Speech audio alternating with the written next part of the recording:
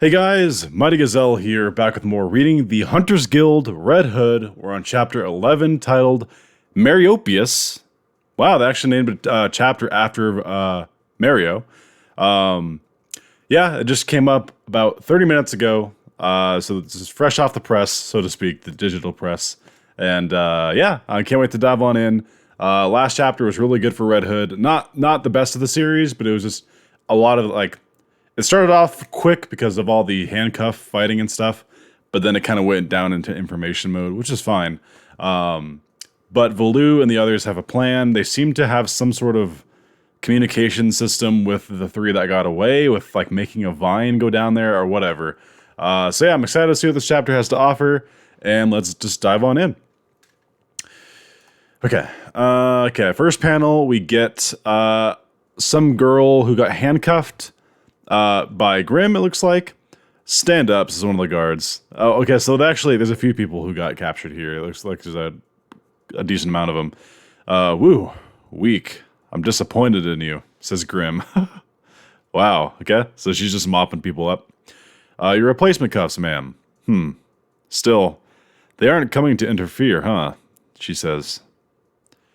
Next page, narrator says, Ironworks, 4th floor hall. As we get some new individuals, what is going on here? You see, I've always hated religious types, and we get a gigantic eye-patched, muscle-bounding pirate dude. I don't know what he is. He's strangling the girl with the veil on her head, on her face. And he continues, they don't have any expenses, so all their income is technically profit. Something about that just doesn't sit right with me, you know? Makes me mad. Miguel, that's right. The girl's name is Miguel. Okay, so we get, thankfully it's repeating their names. So Miguel is the person with the veil. I can remember that. Veil, Miguel. I'll do my best. And then the guy who does the wind powers, who I always mistake as a woman, my mistake, it's just the hair. Lu Fang Zhang. Zhang? Lu Fang. I'm gonna call him Lu Fang. It's easier. Lu Fang, wind. Miguel with the veil. Alright. No, wait. Save the elixir for now, please, says Merrio. Because it looks like he's about to do either his wind attack or a different attack. We don't really know, I guess. Merrio says, you ambush us, take a hostage, and start talking. I presume your goal is negotiation. No, I'd say more like extortion. And we get this guy, who don't know his name, this eye patch guy, little exclamation mark, like, oh. Like Merrio has his attention, clearly. Merrio continues, first, please release her. If you refuse, we'll attack. We can negotiate after that. Oh, he actually lets her go. Oh, sorry, I apologize. Got so irked I acted without thinking. That was rude of me. Odd. I'm not your enemy. In fact, I'm your ally. No, I'm your savior, he says. Okay. Bold statement. Name's Moscow. Let's do business. Camp participant, Moscow Cobbs. Okay, Moscow. That's not hard to remember. Also Cobbs.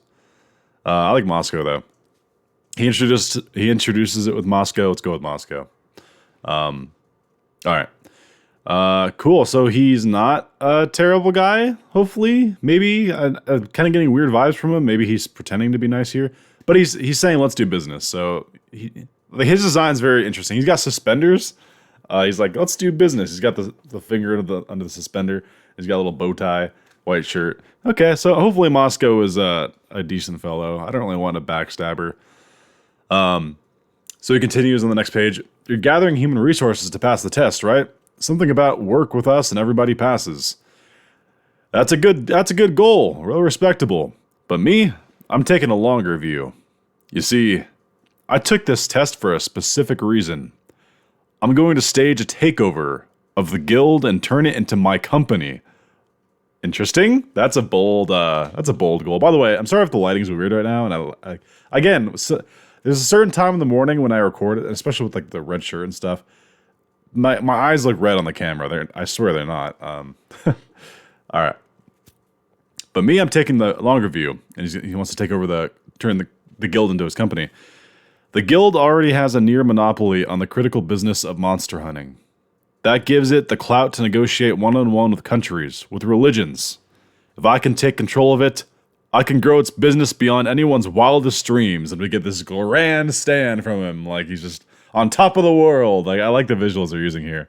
That's great. Take Buffonium, for example, he continues. The guild holds the manufacturing method for it as a trade secret. But if I can get my hands on that method and weaponize the material, war would change. The power balance of the world would shift. The guild would control all. Okay, so he's a little bit power hungry, but hopefully he's not like evil. Hopefully that's just like just his goal, you know, like. But that does sound kind of evil. He wants to take over the guild. But hopefully, I don't know. We'll see. I'm jumping to conclusions on this guy. Merrio thinks to himself, I presume they keep it secret precisely because of people like you. All right, so he's got some muscle behind him.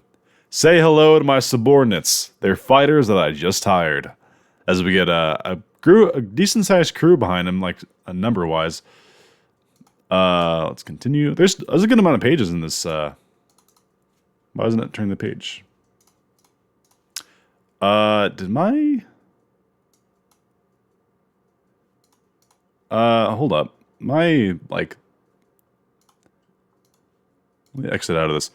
Something's up with... There we go. It wasn't turning the pages. That's very odd. I was in the full screen mode, and I usually don't use that, so I guess I'll just go back to this regular mode for now. Alright,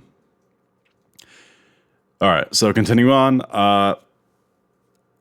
Something gets dropped in front of them. I don't know if the people... Oh, he says toss, and they throw a bunch of, like, wrapped up sheets of something? I don't really know what this is. I'll do you the favor of taking up your cause, says Moscow. You want money? I got money. Work for me. Oh, those are... Okay, those look like bills, I guess, of money wrapped up. They look larger than that, but I guess it's just coming toward the camera. Moscow continues, never too soon to start building a loyal faction. I'm looking for all the competent resources I can find. Well, how about it? It's a good deal for you, too, he continues. Merrio replies, there are so many things I could say right now. I'm not quite sure where to begin. One of the henchmen for Moscow says, excuse me. I wouldn't recommend saying no. Oh, no. Oh, no. Okay. One of the people came from behind Moscow, and they're clearly like beat up. And then he says, I wouldn't recommend saying no. And then what's this guy's name? Lu Feng thinks to himself, look at all those fresh bruises. He's alarmed, as I just was. Like this guy clearly is refuse and you resort to force, Merrio says. See, I like useful things, practical things. You look competent. I want you, says Moscow. And if I'm going to get what I want, the most useful, practical tools are money and violence, as he starts like cracking his knuckles and stuff. All right, so we got a big kind of thug. That's what Moscow is. Okay, so he's a bad guy. That's fine. We have plenty of good guys they've introduced already. I don't mind a kind of like a sub-villain guy. This is fine. We get from Merrio. I think working for you is the last thing I ever want to do. Great reply from Merrio. I'm liking Mario's character a little bit more and more. This chapter's doing a good job. I like how he's like... He's by the books guy, but he's like very intelligent, and he replies. His rebuttals are very like thought out, and like he seems like a Tyrion, you know. If you ever watch Game of Thrones, he's the smartest guy in the room, and that's like his strength, which is always really fun, honestly. All right, and then Moscow reply. Oh, nice. We get kind of like a fourth wall joke here. I'll explain in a second. What's with that attitude, huh? I'm your superior. As he shouts at him. And the fourth wall joke I'm saying is he's like leaning in and yelling this at Merrio. And one of his hands is on the speech bubble that says, I'm your superior.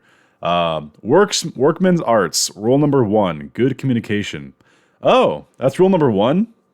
Good communication. Okay. You most certainly are not, shouts Lu Feng. Merrio says, he's using self-affirmations to psych himself up. A form of self-hypnosis, he thinks to himself. I'll stop him, says Miguel. Sanctuary Priestess Defense Arts. What? Bringing out the barrier used on the roof? He shouts. Moscow shouts. Oh, I bet you can't. That's why. Flexible approach. I'm missing. No, he's dodging them at the last instant, Miguel thinks to herself. Was he watching me the whole time? Miguel, shouts Lu Fang. What amazing dexterity for a man of his size. Okay, so he's straight up just dodging. Like, she's trying to wrap him up in that that prison that she put the other, like they were just saying, or like the last chapter or whatever. And he's much more agile than he would appear for a large man. He's just jumping through the air, dodging it and stuff. What amazing dexterity for a man of his size. He's as agile as a cat. As Lu Fang goes in for a kick, and it looks like he's about to connect the kick to his face. Why do I get the feeling it's not actually going to land? Okay, yeah, he blocked it. This guy, okay, Moscow? Is that how you say his name? Moscow? Yeah, Moscow. Again, we just met this guy, so I might not remember the name right away. He blocks the kick with two hands. Is your only worthwhile ability that pill? Workman's arts. Downsizing. Rule number 9. Downsizing. As he, oh my god, he gets a.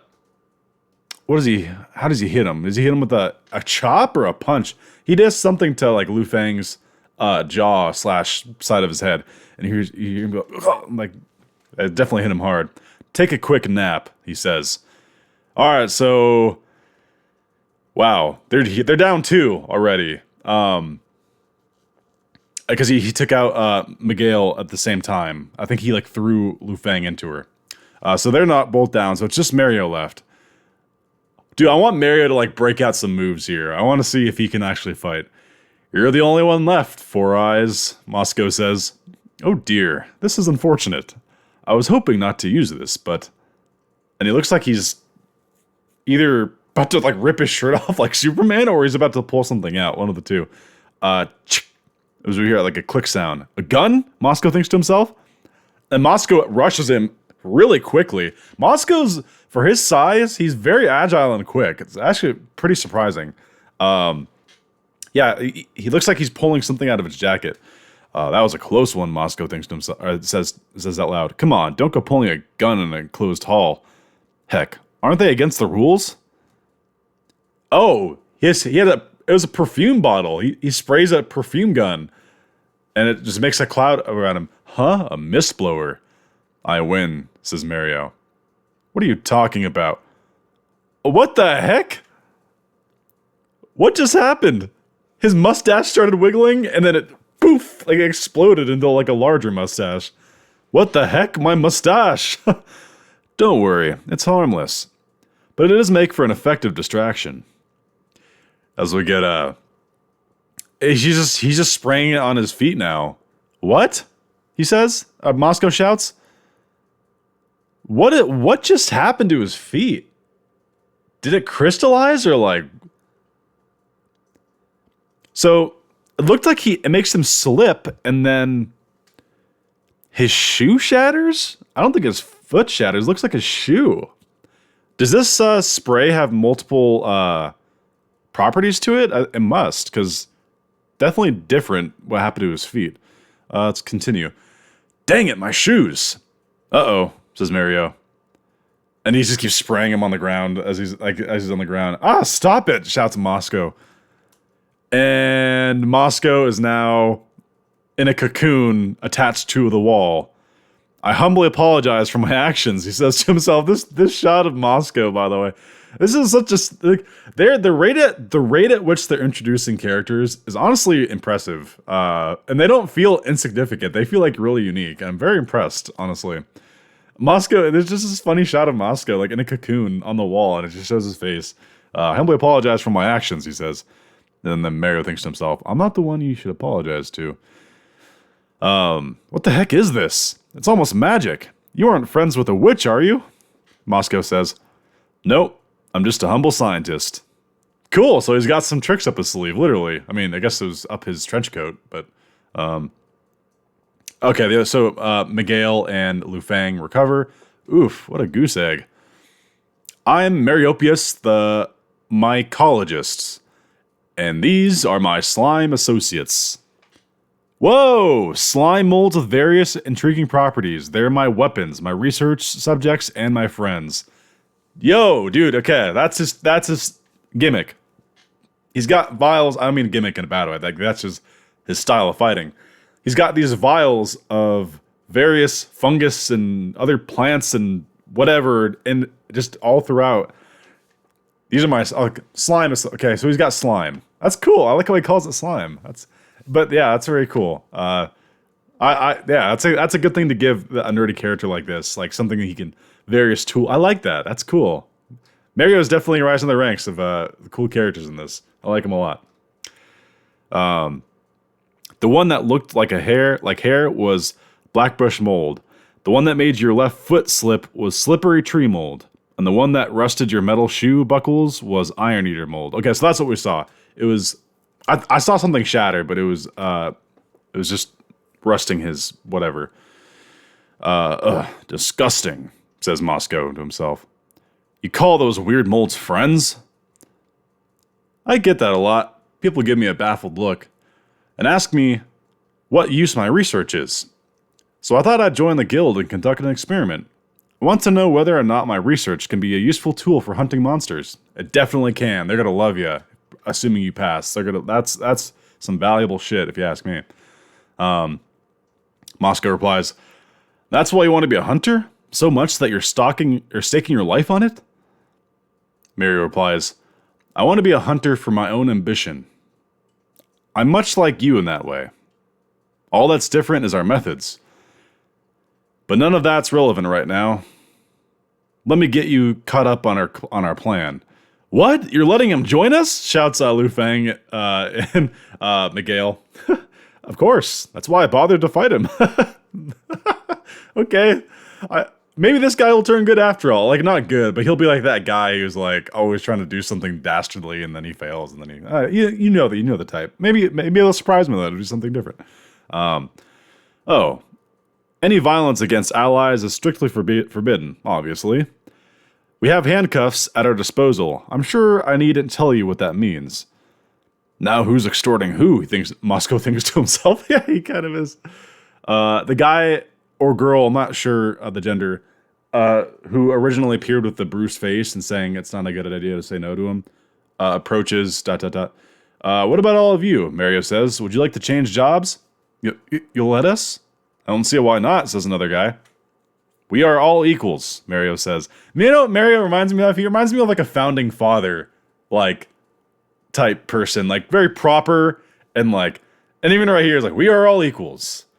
I will not pay you, nor do I expect any payment. Like, he's just so just, you know? He's like, I don't know. He carries himself with a certain weight and dignity. And I don't know. I find him, I'm already liking him more. He's definitely approaching the top. He's cool. We are all equals. I will not pay you, nor do I expect any payment. Just by joining us, we create a give and take relationship that's quite profitable for all involved. What do you say? Will you join us? Not as employer and employee, but as comrades. This guy's great. Okay, so now we come back to the roof. 45 minutes since the start of the test. So the test is 3 hours, right? Or it's 2. I think it's 2. I think it's 2 hours, the test. I already kind of forgot. I think it's 2 hours for the test. So we're almost halfway done with the time limit. Still no sign of your friends. It's the guard we just got introduced to last chapter. I already forgot the name. It was kind of a basic name. Hopefully it says it again. Still no sign of your friends, he says to him. Shut up. Who are you anyway? Says, Portion? I think her name was Portion, the girl. Excuse me, neither cop is about, right? Merrio approaches. Sorry I took longer than anticipated. Oh, and he's got so one of the allies he got is actually like a bunny girl or something who's following behind him. Merrio, shouts Valu. Tag. He just starts slapping all of them. And that's how you free him? You just literally just tag him? Okay. Yeah, I guess that's how Cops and Robbers works. But I thought like the person who was protecting it, like, could stop him. Whatever. He just slaps all of them with all their hands. 6 more decided to join us, Merrio says. That many? Awesome. Thanks, Merrio, says Valu. They chose to piggyback off our plan. That's all. Says Merrio. Volu says, it's not my plan, it's our plan. But boy, your slimes have been impressive. Getting the handcuff. Oh, that was the vine that they sent before. Okay, that explains it. All right, cool. I like how it just inadvertently explains it. That's cool. I was wondering what that was the last chapter. I was like, I don't think Volu has that ability. What the hell is happening here? But boy, your slimes have been impressive. Getting the handcuffs, sending the message, they're super useful. Is that so? Merrio says, well, I'm glad to hear it. Thank you. You know that made him happy because he wants his slimes to be appreciated. So, Ironworks second floor training room. Okay, we got the info we needed. Volu says, with 6 members, the rescue squad gathered, and the 3 we recruited in jail. That brings our numbers up to 15. Cool. Okay, 15 people strong. That's cool. There's only an hour left, and there's only an hour or so left. So let's set up another strike on the handcuffs. It's time for us robbers to start our counterattack. Cool. As we get some already more unique looking individuals in the background. Again, it's either a bunny girl or some sort of anthropomorphic ears on her. And then this guy with like a moon face. I don't know what that is. And Bike Joe Bonkers just walked in the door in the back. Some good details here. Porsche kind of like peering over the table. Oh, this is good. That was the end of the chapter. Very, very cool chapter. Merrio proven himself. Mariopolis. I know that's his full name. I just call him Merrio, like the nickname he gave. Awesome. We met Moscow, who seems to be a very strong, agile character for his size. Very impressive, honestly. I like his design. He's got little mustache, like the bartender mustache. He's got the eye patch, the suspenders. Very old school kind of looking design, like he's straight from the 30s. But that's actually kind of cool. And like how Merrio got smarted him. So far, Porsche seems strong. And then Lu Feng, they both seem strong, but yeah, they haven't really shown too much yet between the two of them. But yeah, very cool chapter. I don't have much else to say other than obviously I can't wait to see how their counterattack goes with their plan. And I can't wait to meet all the new the rate. I've said this, but the rate of characters that they're introducing us to is honestly pretty cool. How do we met one significant character this chapter, but I'm sure that's going to even pick up more as we go. So yeah, leave your thoughts down below. Did you guys enjoy this chapter? I certainly did. I thought Moscow was an entertaining individual. I'm interested to see more with him, the dynamic with the others and stuff. So, yeah, leave your thoughts down below. And until next time, this has been Mighty Gazelle, hoping you all have a mighty day. See you guys.